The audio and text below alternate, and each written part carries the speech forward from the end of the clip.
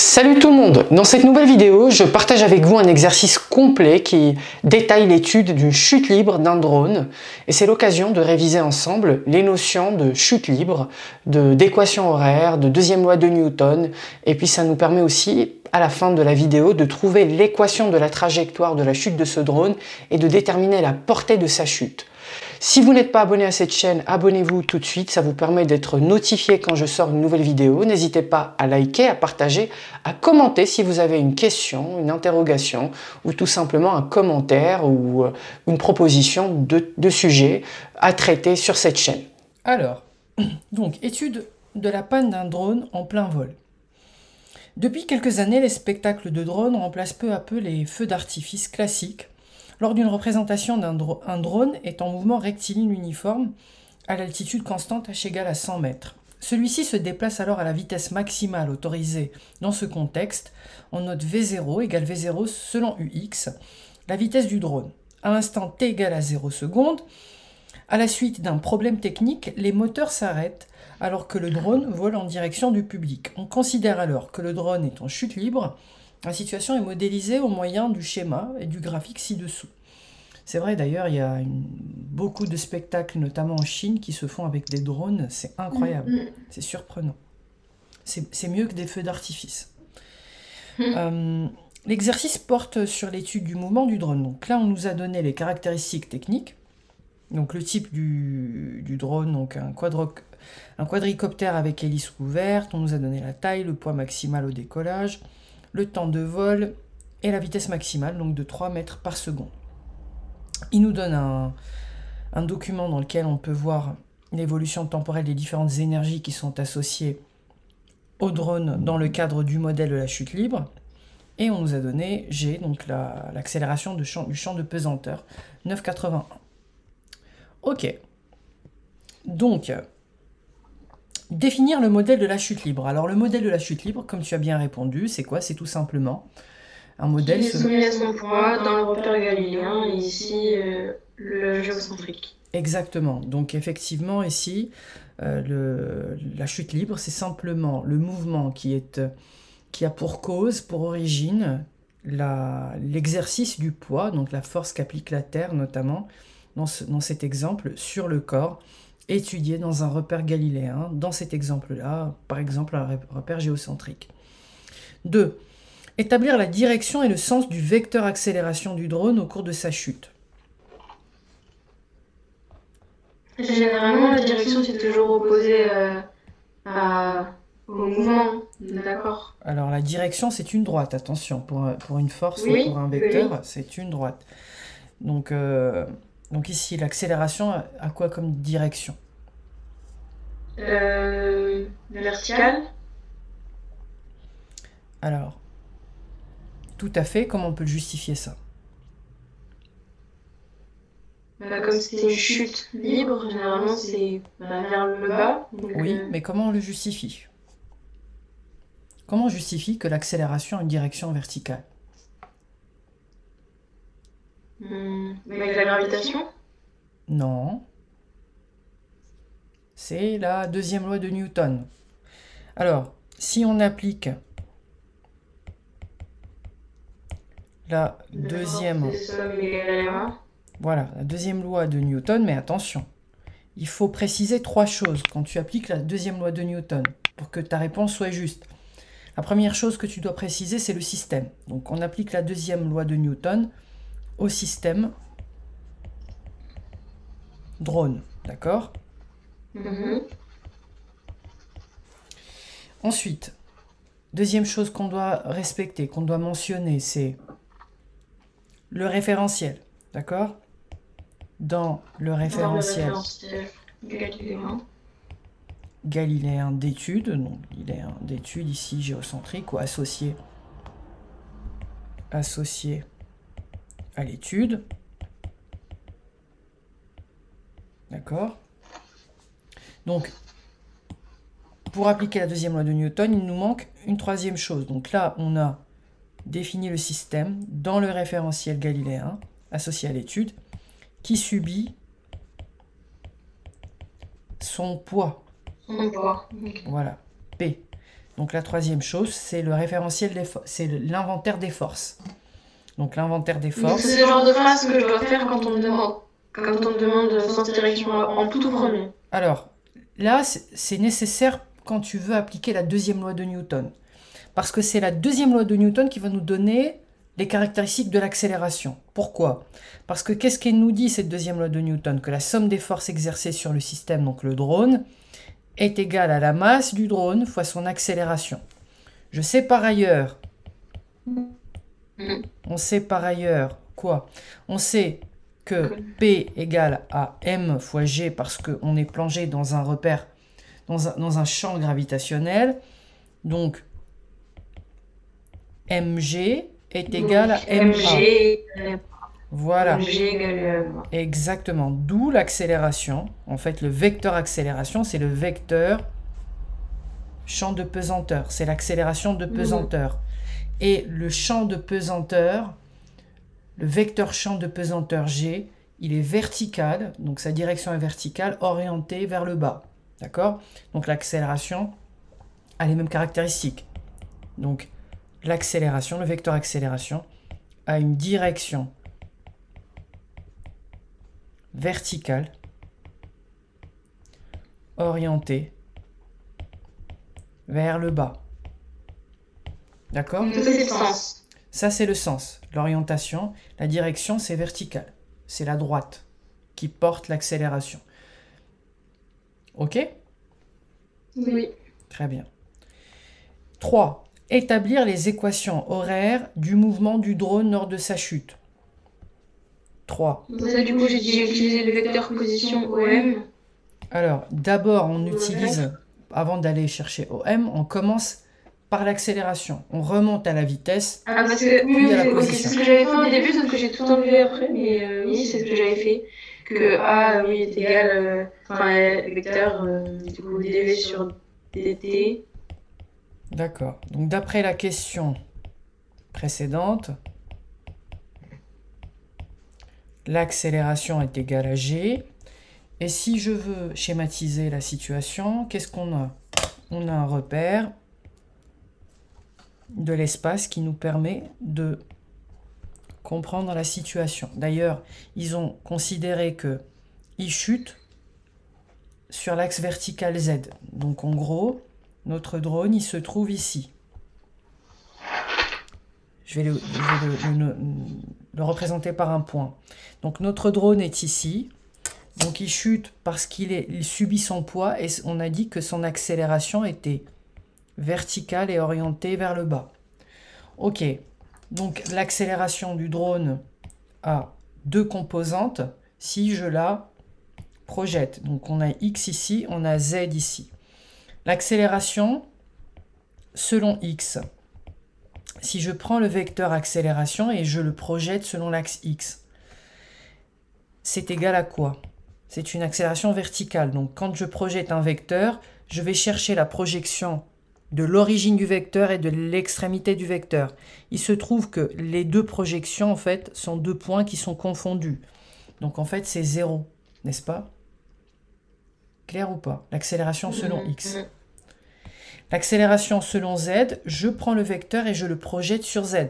Alors, c'est une accélération déjà négative parce qu'elle est orientée dans le sens inverse de celui de l'axe z, donc moins.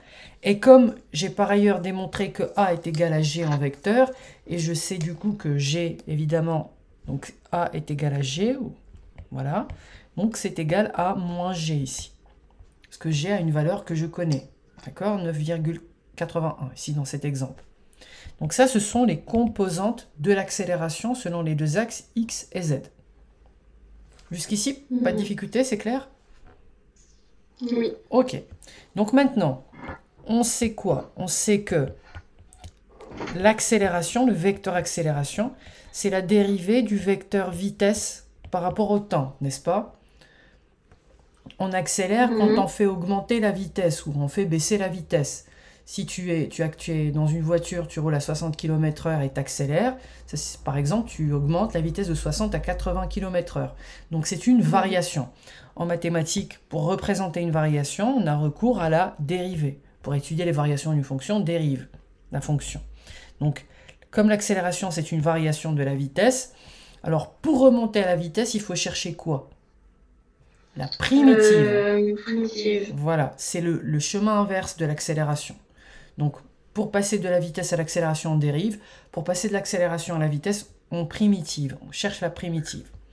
Donc, la logique, voilà, attention.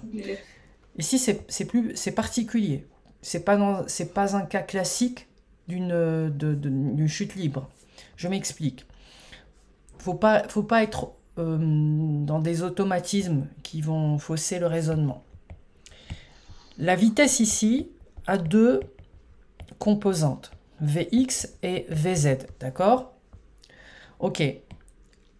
Vx, c'est la primitive de Ax. Donc, quelle est la fonction qui dérivée donne 0? Une constante. C'est une constante, très bien. Donc, c'est une constante, donc je vais écrire constante 1, C1. Et quelle est la fonction dont la dérivée est égale à une constante, moins g? Moins gx, par exemple. Exactement. Moins gt, du coup. Voilà, ici on est en physique, et en physique, la variable c'est t, plus constante, parce que la dérivée d'une constante, Oui. après tout, c'est 0. Voilà. Et donc ici, il faut qu'on détermine les constantes C1 et C2. Comment on détermine les constantes d'intégration? À l'aide de quoi?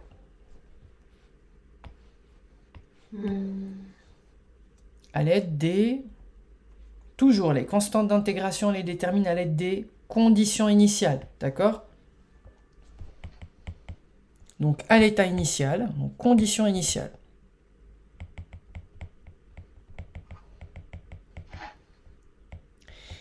À t égale à 0, c'est ça les conditions initiales, c'est-à-dire à 0 secondes, quand l'expérience, quand la chute a commencé. Initialement, qu'est-ce qu'ils nous disent dans le texte? C'était quoi la vitesse du drone? 10 à l'instant t0, après il dit on note vitesse du drone, Voilà. c'est v0 égale v0 selon ux. Voilà, exactement. Donc on a une vitesse d'ailleurs qui est représentée ici dans le schéma. C'est une vitesse qui est horizontale, d'accord? Donc il avait une vitesse horizontale, et c'est à ce moment-là que les moteurs ont lâché et qu'il a amorcé sa chute. Donc initialement à t égale à 0, V0 en fait, V0, comme V0 c'est égal à V0x selon UX, ça signifie quoi? Ça veut dire que V0, ça veut dire que Vx de t égale à 0. Ils ont appelé ça quoi? Ils ont appelé ça comment? V0 tout simplement. V0. Alors, on a V0 fois UX. Donc, Vx à t égale à 0, c'est V0, ok? Et Vz à t égale à 0, puisque la vitesse initiale était horizontale. Alors attention, la vitesse initiale est horizontale. La vitesse initiale est horizontale. Donc, sa vitesse initiale, je vais la représenter ici. Ça, c'est la vitesse initiale. Donc, selon Z, c'est quoi la composante de cette vitesse? L'extrémité et l'origine. Si tu projettes la vitesse horizontale sur l'axe Z, tu trouves quoi? 0, non? Non. A. Non? Ça? Bah oui, c'est 0 en 0? fait. Bah oui, parce que si tu projettes l'extrémité et l'origine, c'est le même point. Ah oui, non, j'ai pas compris la question Ouais. comme ça. Oui, c'est 0. C'est 0. Donc Vz à t égale à 0, c'est 0. Ok? Et donc du coup ici, si je remplace, donc ça veut dire que Vx c'est toujours V0, parce que Vx comme c'est une constante en fait, peu importe le temps, ça veut dire que je peux prendre la valeur du début qui n'a pas changé, qui est restée constante.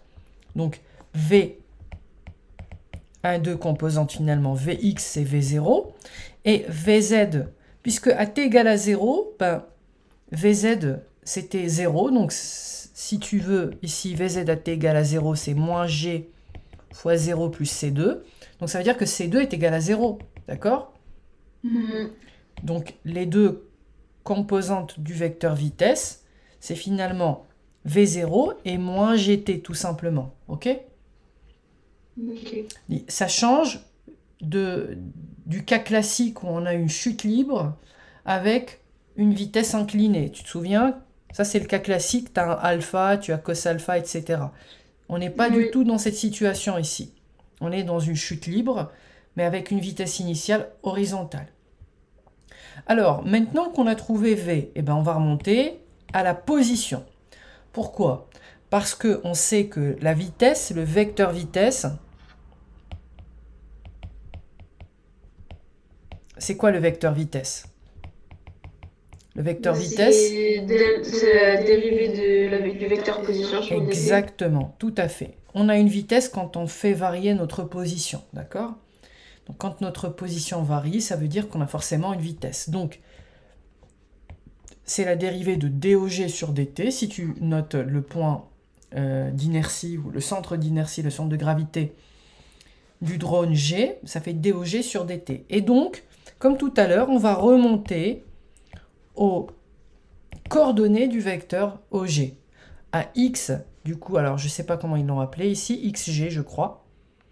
Alors, tac, tac, tac. Non, ils ne nous disent rien. Donc, je considère que c'est xg et zg. Et pour retrouver xg et zg, comme tout à l'heure, je vais chercher les primitives de la vitesse. Comme la vitesse, c'est la dérivée de la position, ça veut dire que la position à partir de la vitesse, c'est la primitive. Donc, quelle est la primitive de V0? V0... V0, c'est une constante. La primitive d'une constante. Ouais. Fois t. Exactement. C'est V0 fois t plus une constante, je vais l'appeler C'1, d'accord? D'intégration. Et pour Vz, si je dois chercher la primitive, quelle fonction a pour dérivée moins gt? 1,5 sur gt. Moins 1,5 sur gt. Non, moins 1,5 gt. Moins 1,5 gt carré. Ah oui, c'est vrai, carré. Plus constante prime 2. Et ces constantes d'intégration, je vais encore les trouver à l'aide des conditions initiales. Donc, à l'aide des conditions initiales,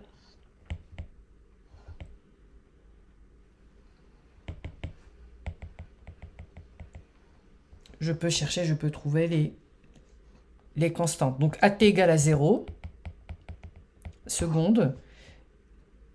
C'était quoi le x du drone? At égale à 0, début. Le x du drone, le drone, il était... C'était quoi les coordonnées du drone à t égale à 0? A. Alors, c'était le Et point 0. A. Le point A a comme abscisse 0. Et 0. Voilà. Donc, at égale à 0. 0A. Voilà. X, G de t égale à 0, c'est 0, d'accord? Donc ça nous donne quoi? Si je remplace ici t par 0, ça fait C'1. Donc ça veut dire que C'1 est égal à 0. Et ZG à t égale à 0, on était à quel niveau ici? Il nous explique peut-être ici. On avait une altitude à t égale à 0 qui est une altitude, d'ailleurs on l'écrit dans l'énoncé.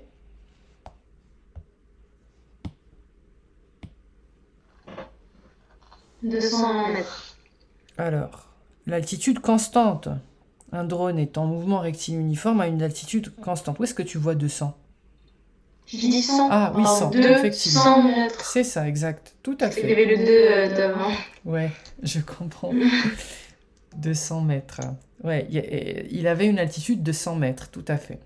Donc c'est Voilà, petit h. Non mais je comprends, c'est cool. Alors, petit h, donc ça veut dire que c'est petit h. Ok. Et donc, ici, si je remplace aussi par t égale par 0, ça fait C'2. Voilà. Et donc, du coup, qu'est-ce que je peux dire? Donc, c'est ça, ce sont les équations horaires, finalement. XG, donc la position du drone varie en fonction du temps. XG de t égale à V0t. Et ZG de t égale à moins 1,5 gt carré plus petit h. Ok? Voilà, ce sont les équations horaires. Donc, en sachant le temps t, donc à quel moment, à quel instant, l'instant t, je suis capable de dire où se trouve avec précision le drone. D'accord?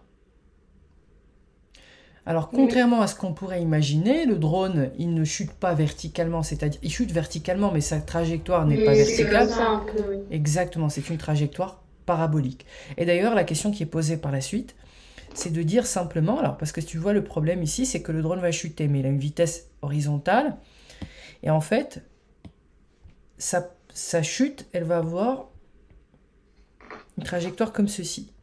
Alors, s'il chute ici avant 30 mètres, il n'y a pas de souci. Par contre, là où c'est dangereux, c'est s'il chute ici sur les jambes, d'accord? Et donc, c'est ce qu'on doit chercher ici, à trouver. Donc, établir les équations horaires, on a fait. Montrer que la position horizontale xp du point d'impact avec le sol a pour expression xp égale à v0 racine de 2h sur g. Calculer la valeur de xp et commenter le résultat. Donc, il faut chercher justement cette valeur de x. D'accord? XP, c'est ça. D'accord? En gros, il chute à quelle distance de l'origine du repère? Comment on peut faire pour savoir ça? Bah, faudrait déjà déterminer la vitesse. La vitesse. À laquelle il va. Et pour savoir s'il va aller loin ou pas. Alors, dans ce genre de situation, ce point-là, c'est un point particulier qu'on appelle la portée, d'accord? C'est pour ça qu'on appelle XP. La portée, c'est comme quand tu as un tir, par exemple, de missile. Tu as un tir de missile. Donc, la portée du tir, c'est la distance, en fait.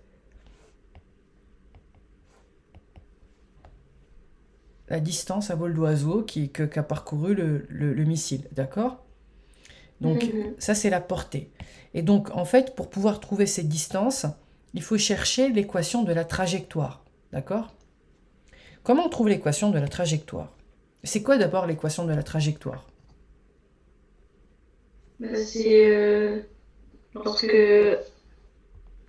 c'est la parabole, non? C'est quand... oui, tout à fait. Carré, exactement. En général, c'est une parabole quand on a une chute libre. Donc, l'équation de la trajectoire, on l'obtient en faisant z en fonction de x ici, ou y en fonction de x. D'accord? Donc, dans l'équation de la trajectoire, il n'y a pas le temps. Il faut neutraliser la grandeur, le paramètre temps. D'accord? Donc, on cherche l'équation de la trajectoire. D'accord? Comment on la trouve, cette équation de la trajectoire? Il faut neutraliser le temps. Comment on neutralise le temps? Tu te souviens?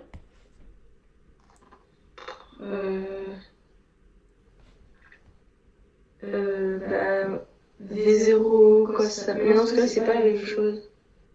Parce que c'est en chute libre. On doit neutraliser le temps, c'est-à-dire écrire ici, en fait, je dois écrire... Il faut juste mettre le temps de côté, quoi. Exactement, il faut l'exprimer, il faut le remplacer, le temps. À partir de quoi? À partir de cette relation, tu vois. Pourquoi? Parce que comme on a xg, x, la variable x, l'abscisse x, c'est v0 fois t, alors on peut déduire t en fonction de x, n'est-ce pas? T est égal donc xg divisé par v0, d'accord?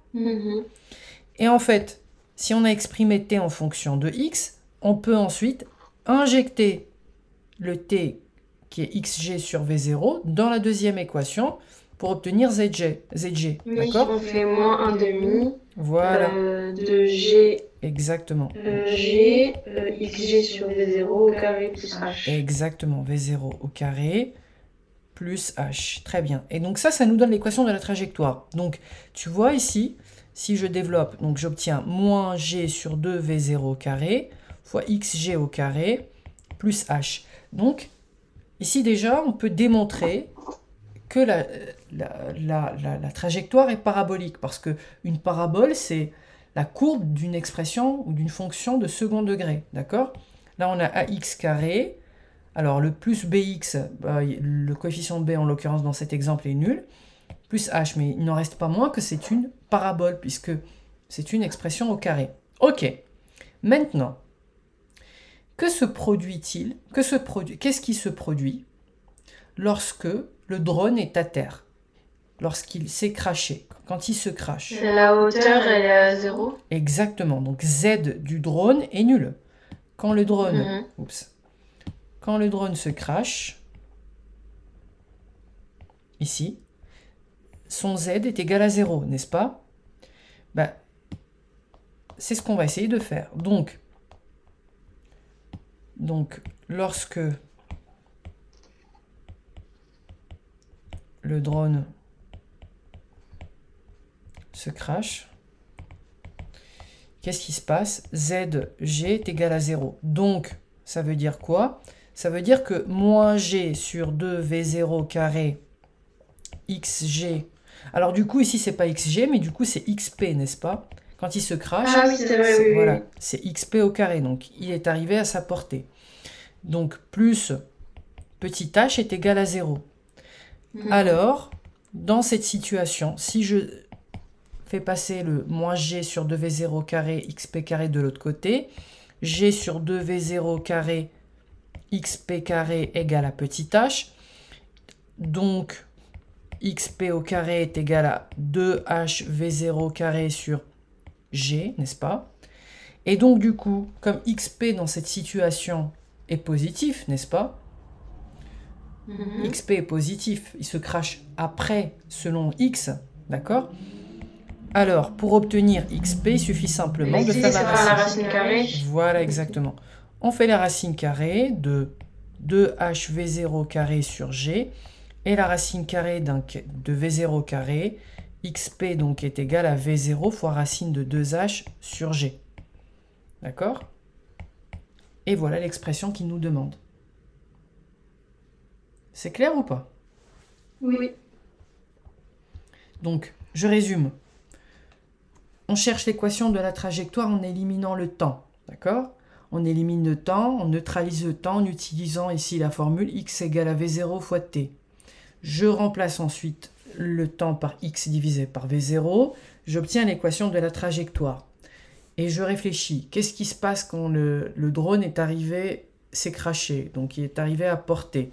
Eh bien, ce qui se passe, c'est que l'altitude du drone est nulle puisqu'il est par terre. Donc z est égal à 0, ce qui donne du coup cette égalité. Moins g sur 2v0 carré, xp carré plus h est égal à 0. Je trouve donc xp en isolant xp au carré d'abord et en calculant la racine carrée, j'obtiens la valeur qu'il nous demande. v0 fois racine de 2h sur g. Ah oui, du coup, comme il y a le au carré qui est de xp au carré, le V0, on peut le mettre devant parce que comme il y a le au carré qui est passé de l'autre côté. Exact, tout à fait. C'est juste ça que j'avais pas compris, mais c'est bon, j'ai compris. Racine de V0 carré, c'est V0, tout simplement. C'est pour ça que je l'ai sorti à l'extérieur. Ok? Oui. Très bien. Alors, bon bah je te laisse faire le... Je pense que tu t'es arrêté là tout à l'heure, non? Ou t'as poussé jusqu'à la oui, question? je me suis arrêtée là. Ok. Et du coup, là, je peux calculer la valeur de XP. Ah oui, d'accord. Effectivement, il faut calculer la valeur. Donc, pour la valeur, ben, il faut remplacer. On a tout ce qu'il faut. On a V0, c'était, je crois... alors, on ne nous la donne pas, mais c'est dans les caractéristiques. Donc, c'était, j'imagine, la vitesse maximale, 3 mètres par seconde.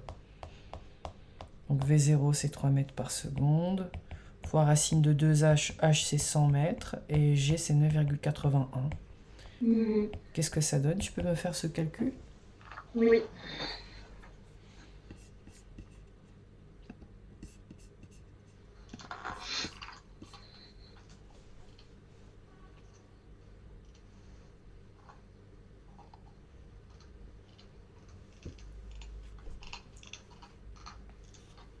« 13,55 mètres par seconde, d'accord. Mètres, pardon. Oula. Oui. C'est du mètre, c'est une distance. Ok, alors, est-ce qu'il risque de toucher les gens? Non, 30 mètres, ok, bon bah ça va. Tu vois, il est à 13 mètres, les gens sont à 30 mètres, ouais, ok.